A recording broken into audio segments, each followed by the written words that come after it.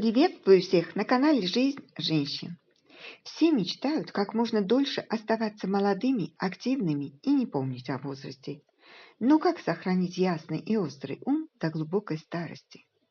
Сегодня много говорят о том, как поддерживать свое тело, включая разумное питание и активность после 60 лет. Но помимо этого важно уделять внимание также эмоциональному здоровью, чтобы сделать жизнь более комфортной и интересной.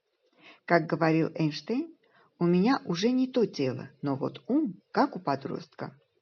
Выдающийся физик-теоретик прославился не только как создатель знаменитой теории относительности, но и как гуманист, мыслитель и просветитель научных знаний. Многие могли позавидовать и удивиться подвижности ума ученого, который находился уже в преклонном возрасте. Альберт Эйнштейн оставил ценные мысли о правильном обучении, человеческом мозге, о том, как можно сберечь его работоспособность до старости. Представляете, насколько качественной станет наша жизнь, если мы побеспокоимся о здоровье своего ума заранее? Многие из вас скажут: мозг так просто не прокачаешь, это сложно и скучно, требует много времени. Но это заблуждение. Есть много эффективных советов. Самые гениальные из них – это самые простые, и в их числе 3 совета от Эйнштейна, которые подскажут, как легко прокачать свой ум и при этом получить удовольствие. Первое. Делать то, к чему душа лежит. Делайте то, что вам действительно нравится. Это отличный способ добиться в чем-то мастерства. Вы можете печь пироги, ремонтировать машины, рисовать или изучать квантовую физику. Специализация не важна.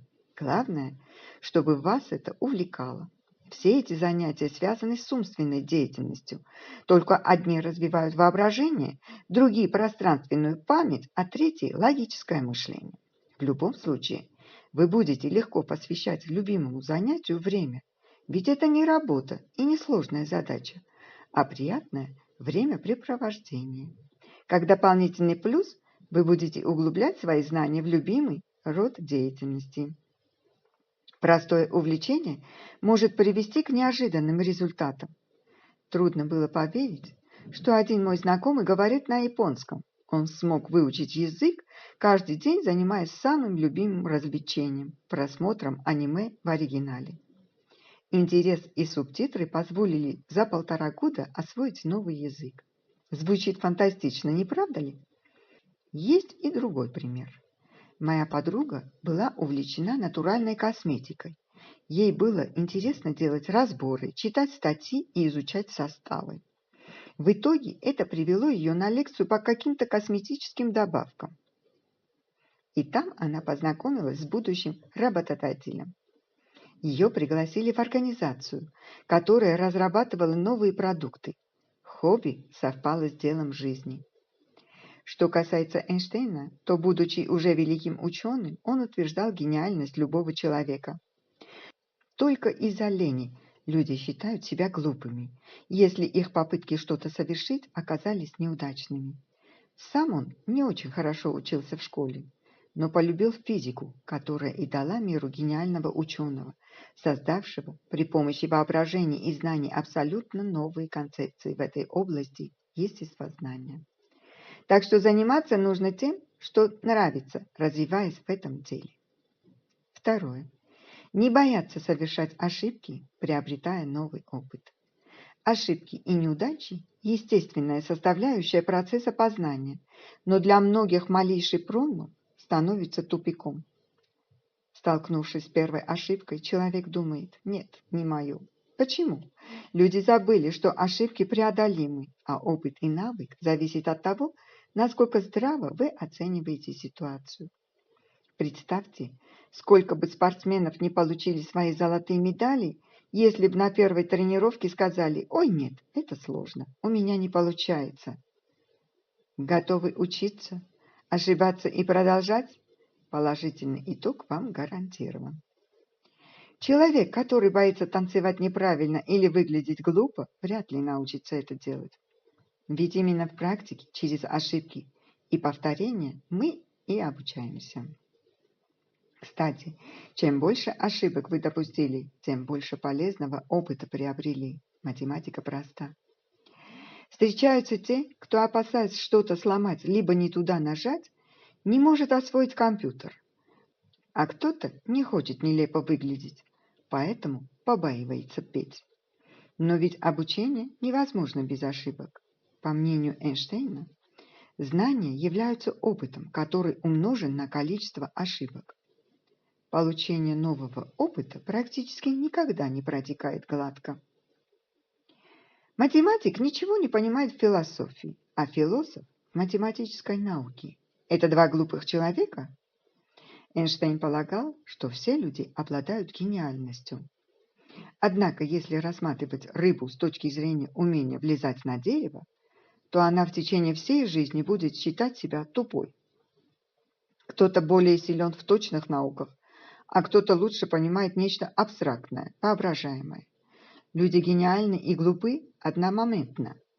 Если взять талантливого математика и такого же по уровню философа, попросить их разъяснить один другому собственные сложные концепции, то они не поймут друг друга.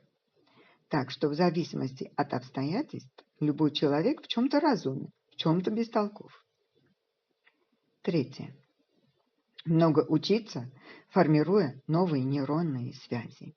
Не зря говорят, мое богатство – это мои знания. Ведь каждая новая усвоенная информация дает нам прирост. Любое новое сведение плюс одна нейронная связь в нашем мозгу. Тяга к знаниям – это всего лишь привычка. Вы сами можете выбирать, как провести время. Очередной сериал или что-то действительно стоящее. Нам очень повезло, ведь сегодня поддерживать свой ум активным можно с удовольствием. В нашем распоряжении бездонный интернет, где можно найти любую, самую интересную и познавательную информацию. А самое главное, она не скучная.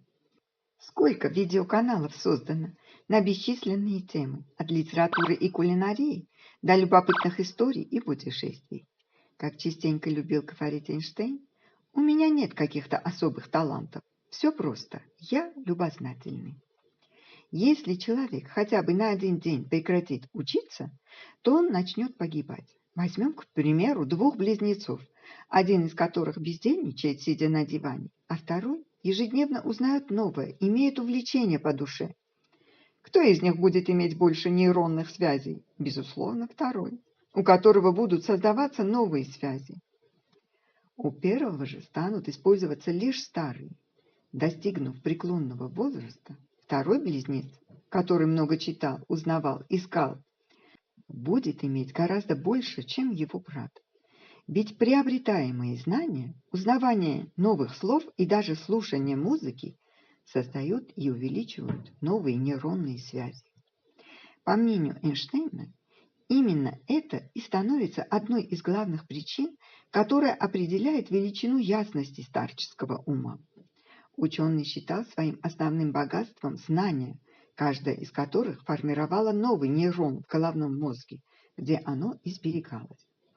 Он гордился не огромным количеством денег на банковских счетах, а миллионами нейронных связей, которые он заработал благодаря тяге к знаниям. Именно стремление приобретать знания в любом возрасте ученый считал первейшим правилом для сохранения ясности в голове. Напишите, пожалуйста, в комментариях, как вам удается сохранять ясность ума в преклонном возрасте. Не забудьте подписаться на мой телеграм-канал, ссылка будет в описании. А я благодарю вас за лайки, репосты и отзывы. До новых выпусков. Пока!